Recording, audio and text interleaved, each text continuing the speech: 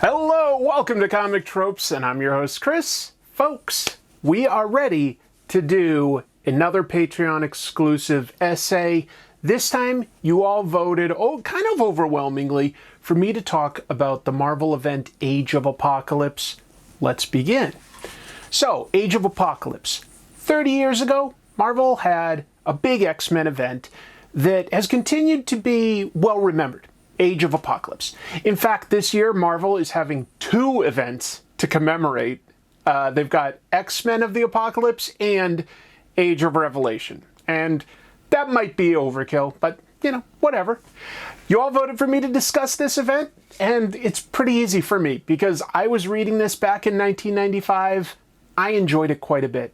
It's arguably a little bloated, but the through line of the story was really cool. To summarize, just let's level set. In the ambitious storyline, Professor X's mutant son Legion traveled back in time to kill Professor X's enemy, Magneto. Thought he was doing something good for his dad. But Legion messes up and he accidentally kills Xavier instead, which now leads to a new timeline where the first mutant, Apocalypse, big X-Men enemy, decides to conquer Earth, and he's actually successful. It's a dystopian world that follows Apocalypse's edict of survival of the fittest. Each of the X-Men and related titles were renamed and characters had new roles. Magneto was now a leader. Rogue was super prominent, sort of his number two, as well as being his girlfriend. Some characters that were previously in the background or small or new, Blink, for instance, rose to the front.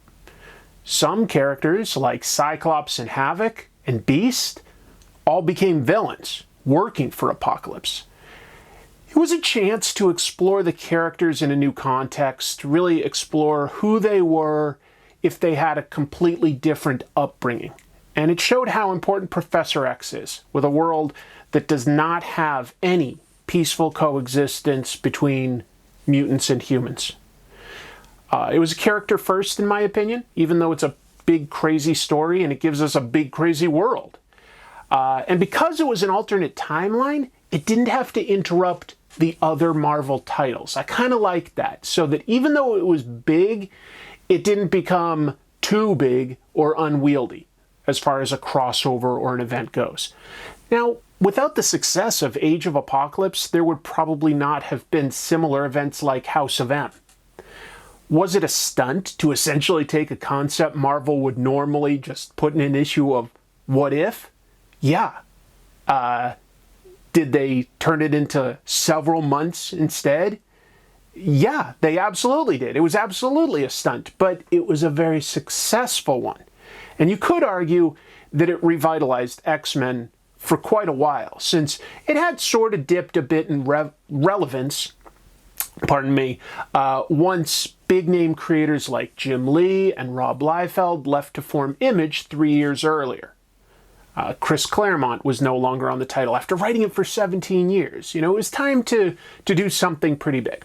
Now, the event was driven by Bob Harris, who at the time was the X-Men editor, and that definitely helped him move into the role as Marvel's editor-in-chief from 1995 to 2000. He also was the editor-in-chief at DC Comics from 2010 to 2020. Scott Lobdell, Fabian Nicieza, Larry Hama, those were some of the key writers at the time on these books. Some of the artists were Marvel's top people that they had, Chris Bachalo, Joe Madureira, Adam and Andy Kubert. It's also an early example of Steve Scroce's comic work.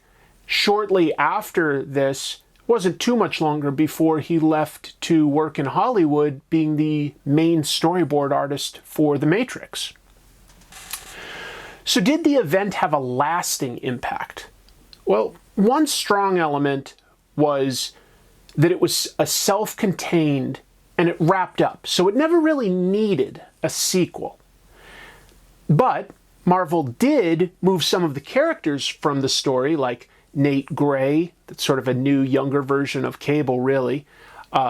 Blink, Dark Beast, those were just some of the examples of the characters that they moved into their ongoing comics. They got some characters out of it. So yeah, I think that was a bit of a lasting impact. Marvel did some what-if style books on the 10th anniversary of the event. My favorite use of the Age of Apocalypse timeline was within the pages of Rick Remender's run on Uncanny X-Force. That features the team visiting the Age of Apocalypse timeline to get what's called a Celestial Seed. It's a story MacGuffin, but it's a great look overall, the event is, at the differences in some of the characters. It's also a great look, just to be clear, in that Uncanny X-Force story, like the differences between some of the characters that are main characters and supporting characters, between the main continuity and this Age of Apocalypse world. Also, it was really heartbreaking because they met this darker version of Nightcrawler, and at the time, everyone in the X-Men thought that Nightcrawler was dead. I mean, he was dead, but that got retconned. So that was a pretty big deal. And it was heartbreaking. That was a really good Uncanny X-Force story. The Dark Angel story. I remember in the Age of Apocalypse event that my favorite books were specifically the two main X-Men books. Those had Rogue, Magneto, Storm, Quicksilver, some others. The Wolverine book, which was very much its own thing, even though it was all in a shared continuity. And the Generation X book as well. I like that. That was called Generation Next. They all got retitled. Generation Next gave us Chris Bachalo art. Always awesome. And it gave us a married Kitty Pryde and Colossus as leaders of a team of young mutants. So that was kind of cool. That was kind of cool. The X-Men books gave us a huge, big, juicy role for Magneto. He was the leader against, you know, this totally heartbreaking dystopian future. And it was part of that slow move for Magneto from, you know, outright villain when he was introduced to not just an ally, but really an X-Men team member. But that was a slow process. You know, like first he sort of took over X-Men when Xavier was thought to be dead back in the 80s. He was the leader of like the New Mutants for a while. And he really didn't fit in super well, but it was interesting to see him in that role back then. And then this one, you know, he just flat out was the leader. And it obviously has moved. Nowadays, Magneto's just part of the team. Sabretooth was also a member of the X-Men. Sabretooth, and he sort of had a sidekick, Wildchild. And that was interesting to see that villain really be part of the X-Men. Kind of the only time he's truly been a member. Not just a supporting character, but like a member. The X-Men, in general, have a long history of rehabilitating their enemies. Mystique, Magneto, a small bit Sabretooth, but there's a few others, especially during, you know, the Krakoa era, where all the mutants were sort of working together. So that's an ongoing theme of X-Men that not a lot of Marvel titles have, where they rehabilitate some of their enemies and bring them onto the team. And I like that. And that was definitely a part of Age of Apocalypse. The Wolverine title, I really liked. Larry Hama had been writing it for quite a while. He continued to write it for quite a while. But in this Age of Apocalypse thing, he finally got to have Wolverine and Jean Grey be together. They were a couple. And they were working for the humans to protect them from evil mutants. So it was dark and gritty, but just a little bit happy to finally see Logan in a relationship that he wanted. You know, on some level, that was really cool to finally explore. Now, less interesting to me personally, and your mileage may vary, were the books like Excalibur and X Factor. They featured characters like Gambit and Nightcrawler and Bishop, who are characters I like, but they were all essentially on like a side quest of sort, you know? Yeah, it was important plot-wise, but it all could have happened off-panel, and the main story still would have made sense. It still would have worked just fine. So there was some bloat to it all. And it was a bunch of titles, admittedly, all the X-Men titles, But at least they weren't also trying to tie in, say, Avengers, Spider-Man, Hulk, Doctor Strange, all that stuff.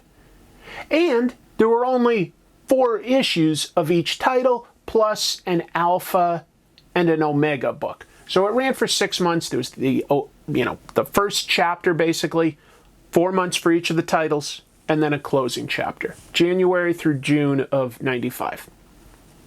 And that wrapped up the story. As far as writers go, both Fabian Nicieza and Scott Lobdell have said that they had brainstorming sessions with Bob Harris, the editor, and that Harris really guided them towards the idea of creating a world where the X-Men aren't really the X-Men, at least not the X-Men we know.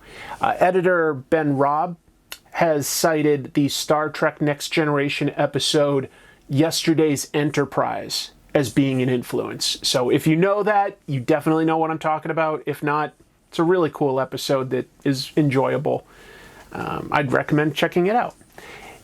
It sounds, though, like overall this was a bigger workload than usual to make the comics. Nicieza said that he already was writing 6 monthly titles, and to help brainstorm a big crossover event was really pushing it.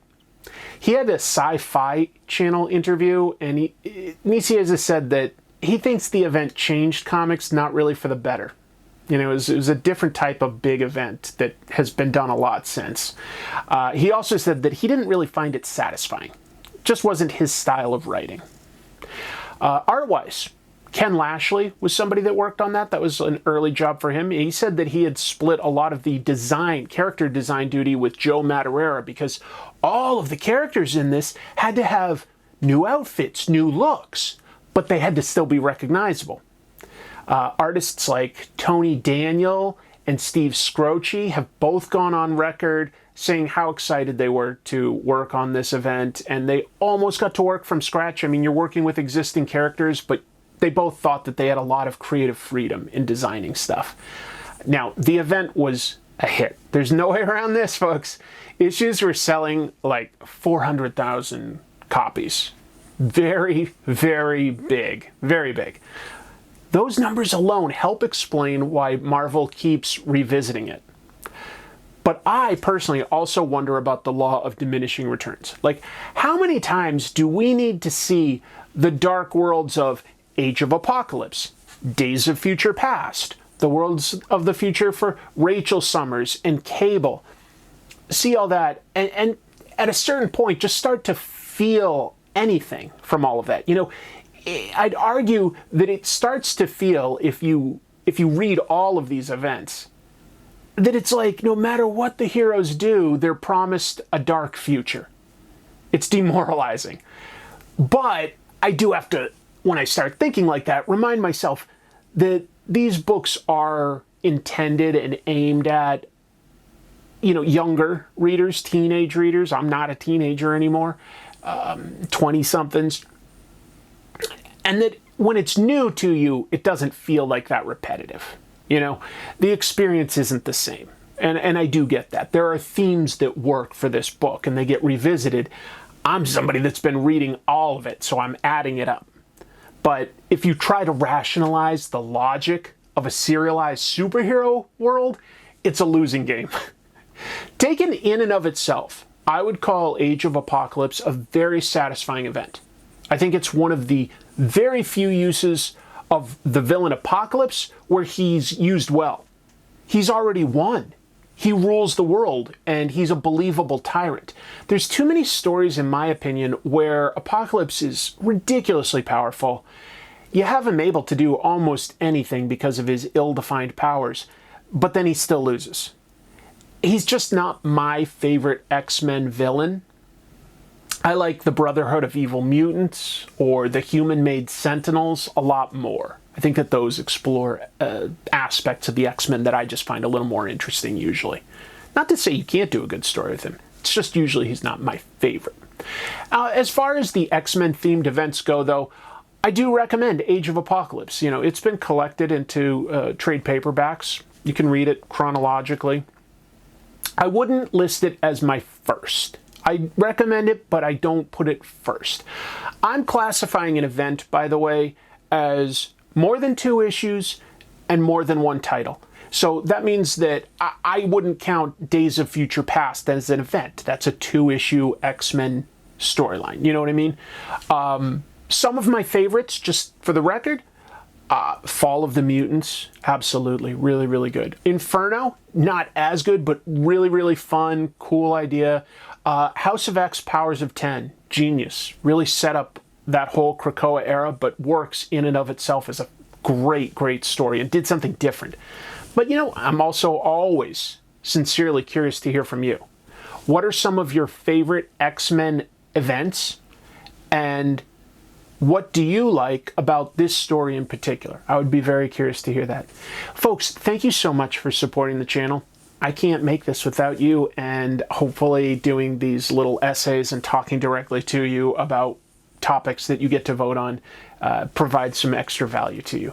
So I can't thank you enough. Thank you so much for watching. You know how I always end things. Keep reading comics. Bye.